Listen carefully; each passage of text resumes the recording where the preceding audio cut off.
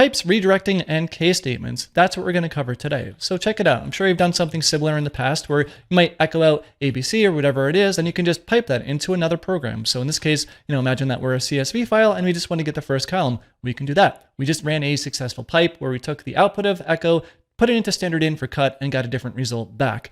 And yeah, it's a very powerful concept. But here we can actually apply that to case statements as well. For example, standard little shell script here. Let's just go ahead and run it, and we'll check out some of the code here. So if we run this one and we pop in letter, we're going to get A. And then if we can do color, we are going to get red. If we put in something else that doesn't work, then we're just going to get mode is not available, thanks to this catch-all over here. But yeah, we got a couple of different modes that we can pass in, something like color or letter. And we're just taking, echo ABC, red, green, blue, whatever. And then we are just piping it into cut, just like we did before on the command line. So that's really the takeaway of pipes. Like, it just works with a case statement, which is pretty cool. Although it's, it might not be immediately obvious that something like this works. And it's pretty nice because it really does reduce quite a bit of duplication. You can imagine in a bigger script where, maybe you have 6 or 7 different case statements. If you didn't do this, then you might be inclined to do something like this, where, if you do want the same thing to happen for each individual one, then you can just do that instead of actually, having the pipe here in one spot. So it does reduce a little bit of duplication there, which is nice.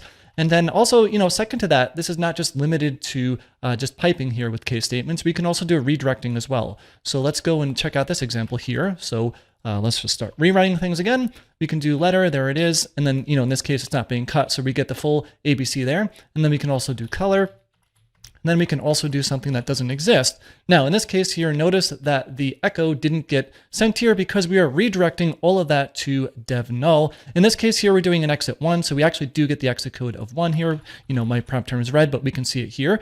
But we can also, demonstrate that, maybe you want all of your case statements, no matter what happens here within one of the individual cases, you want no errors to be printed, and you want your script to be successful all the time. So if we go and run this again on the color one, notice that things work, right? Echo statement was successful. But let's say that you have an echo command, or, in this case, echo 2 doesn't exist, right? So we're going to get an error normally like this, but we can rerun this one now with color. And yeah, look at that. We didn't get any output here at all, like the error message itself didn't come out. And then also the or return true here makes the command actually exit successfully here, which we can demonstrate over here as well, which is pretty nice. If we actually just got rid of the or true, rerun this again, then we are going to get an exit code of 1 here, or actually 127, sorry, because, the echo or command not found here returns that exit code. So yeah, nice little tip here just to maybe reduce some duplication, or, depending on what you're writing, maybe you just want to mask all different errors here, depending on whatever you might be running there. So with that said, if you have any questions, let me know in the comments below. I'll do my best to answer all of them.